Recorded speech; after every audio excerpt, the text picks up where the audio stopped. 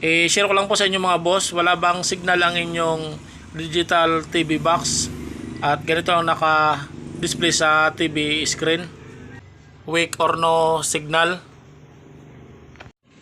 Ang una natin gagawin, palitan muna natin itong power adapter. Minsan kasi ang power adapter ang dahilan kaya no signal ang ating digital TV box. Kapag bago na ang power adapter, ganoon pa rin no signal, i-testing naman natin itong ating digital TV box sa ibang antina.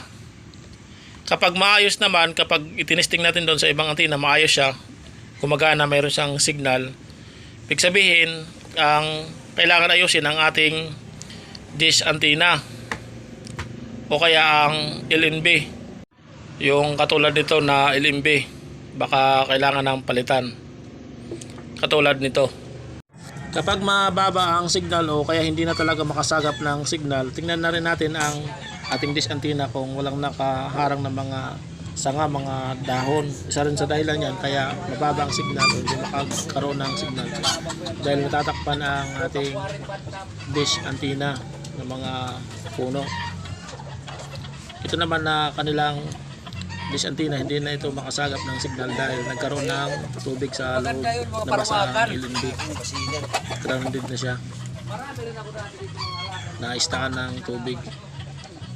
Yung buwan kasi palaging umuulan dito sa probinsya, laging malakas ang ulan kaya nagkaroon siya ng tubig dyan sa loob. Magpapalit na tayo ng LNB. Paano naman malalaman kung palitan na ang LNB? Ang isa sa patalandaan yan, kung palitan na ang LNB, hindi na siya umaabot ng 80+% ang signal quality. 50+ o kaya 60+% na lang ang nasasagap na signal ng ating dish antenna dahil sa palitan na ang LNB. Sa paglagay ng LNB dito sa LNB clamp, pag ganito ang kanyang posisyon, ganyan. Kapag ganito ang posisyon ng ating LNB, isa rin ito sa dahilan kung bakit mahina ang signal na nasagap ng ating dish antenna. Dapat pag ganito, pag ganyan ang posisyon.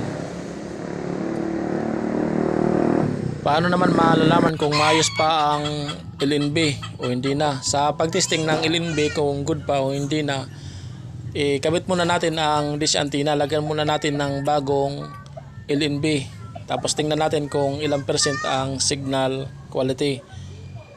Kapag maayos na ang signal, matas na ang percent dahil bago nga ang LNB, saka naman natin ikabit ngayon ang lumang LNB. Doon natin mapapansin kung maayos pa ang lumang LNB.